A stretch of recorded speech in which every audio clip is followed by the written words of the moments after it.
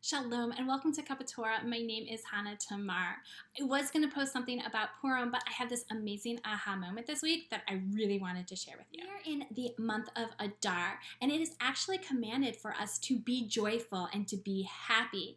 And since we are in a leap year, we get to celebrate Adar twice, which means we get to be twice as happy and twice as joyful. Doesn't that sound great? Well, what if you find being happy and being joyful hard? What do you do then? I was watching this amazing video, and I'm going to put it up on the description below. And I'm finding it through A Way in Jewish Mindfulness. I follow them on Instagram, but it's Rabbi Yael Levy, and she did an amazing video of Adar. Again, I will post that on my description because it was just powerful. She talks about being, you can't turn happiness on like a light switch. Somebody can't tell you be happy and you're like, click, okay, I'm happy. It's actually the opposite for me. And I was thinking, if somebody actually tells me to be happy, I was like, well, wait, I actually thought I was kind of happy. I guess I'm not happy. Somebody told me I have to be happy, so it means that I'm not happy. How do I become happy? Because I thought I was happy, but I'm not happy. And it escalates, and escalates. And I put happiness on this pedestal above here that I have to have it as a euphoric state where I'm always so happy and I always have to be like that. And I can't reach that. And so I get more depressed because I can't reach that goal. And that is not what the month of Adar is all about at all. So how do we figure out how to be happy, because it's commanded for us to be happy? This month is a reminder to stop and look around us and find that there is joyful moments, joyful little tiny sparks of happiness throughout the whole day and all around us. And we have to focus on those and not focus on the 5 seconds where some guy drove into my lane and cut me off and honked his horn at me. No. We need to focus more on things like, oh my gosh, my coffee was amazing today because the ratio of sugar, cream, and coffee was just perfect. That's a small happy moment. Or it could be something like a big accomplishment of, I got out of bed today, I showered, and I got dressed.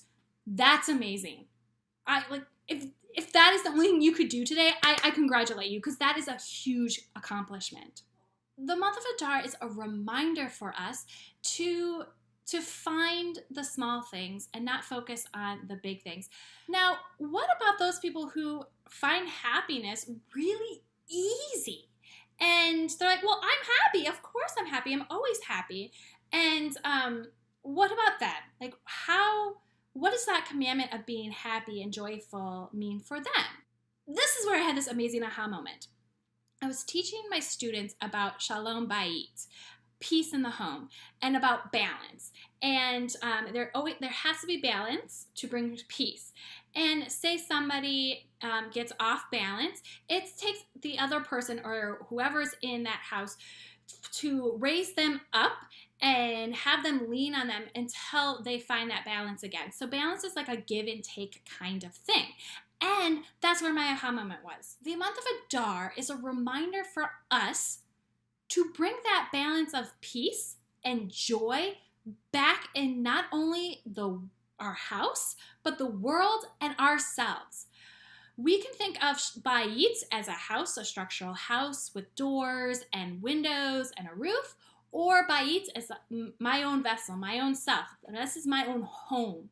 So I have to find balance in myself, and in my house, and I have to find balance to the world. So if I see somebody struggling, I need to help them.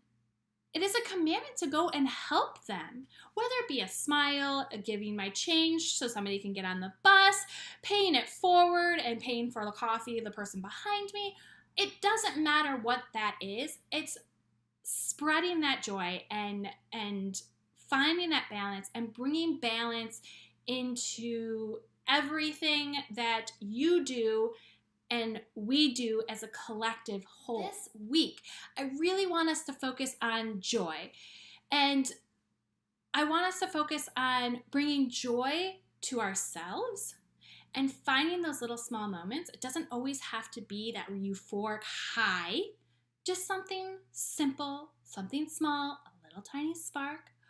Or if happiness comes really easily to you, spreading that happiness, smiling, saying hi to your neighbor, whatever it takes to spread that happiness.